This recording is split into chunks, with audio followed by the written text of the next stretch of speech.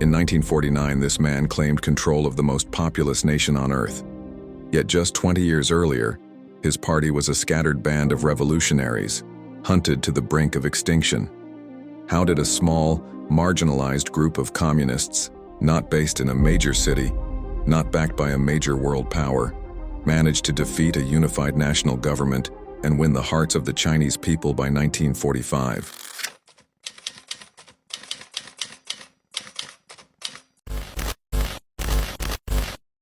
After the fall of the Qing dynasty in 1911, China went through years of warlord fighting, corruption, and foreign invasion. People were tired of chaos and weak leadership. During this time, two main political groups appeared: the Nationalists, called the KMT, and the Communists, or CCP. By the end of World War II in 1945, the CCP had grown from a small party into a powerful movement with huge public support.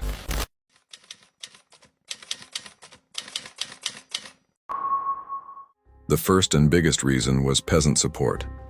Most Chinese people were poor farmers, and the CCP focused on winning them over. In areas they controlled, the Communists promised fair land distribution. They reduced rent and taxes and gave land to those who worked on it. This was very different from the Nationalists, who often sided with rich landlords and ignored the struggles of the poor. Because of these land reforms, peasants began to see the CCP as a party that cared about their lives and treated them equally. It wasn't just about politicsing, it was about survival and fairness. This loyalty helped the CCP build a strong base in the countryside.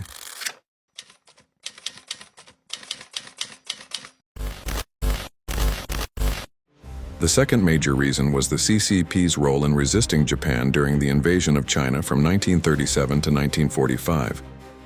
When Japan invaded, many people hoped the government would defend China. But the nationalist government under Chiang Kai-shek was slow to act and seemed more interested in fighting the communists than the Japanese.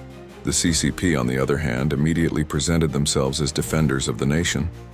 They formed the 8th Route Army and the new 4th Army, which used guerrilla tactics, surprise attacks, sabotage, and working closely with villagers. They set up bases behind enemy lines and encouraged people to resist occupation. This made the CCP look brave and patriotic. Their resistance wasn't just about fighting, it also built emotional connections with ordinary people who suffered under Japanese rule. The CCP used this time to expand their influence into rural areas, organize local governments, and show that they could lead the people even in crisis. By the end of the war, the CCP had become a symbol of national unity and courage, while the Nationalists' reputation had weakened.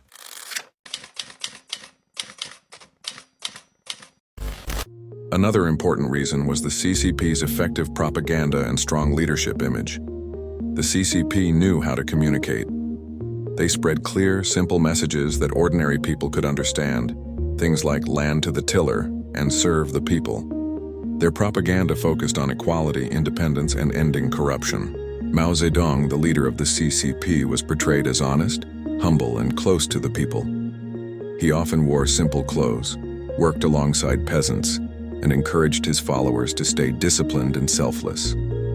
This image stood out when compared to the nationalist leaders, who were often seen as wealthy, distant, and corrupt. The CCP also used different forms of propaganda, posters, plays, songs, and even education programs to inspire hope and unity. In the Yan'an base area, they built schools and organized literacy campaigns so people could read and understand communist ideas. This combination of clear messaging, moral leadership, and direct engagement with the public helped the CCP build emotional and ideological support, not just military power.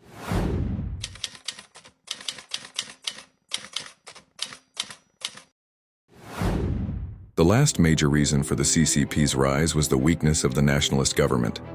The KMT had several serious problems.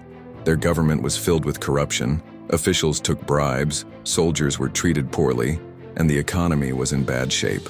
During the war with Japan, living costs rose and inflation made it hard for people to afford basic goods. Many citizens blamed the nationalists for not managing the country well.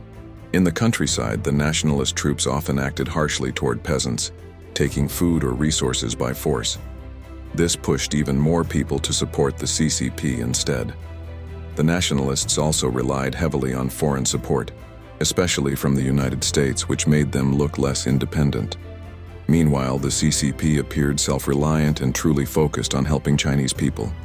By the end of the war, the Nationalists had lost much of their public trust. The CCP's disciplined image and practical solutions made them look like the better alternative for China's future. To sum up, the CCP gained support before 1945 for several reasons.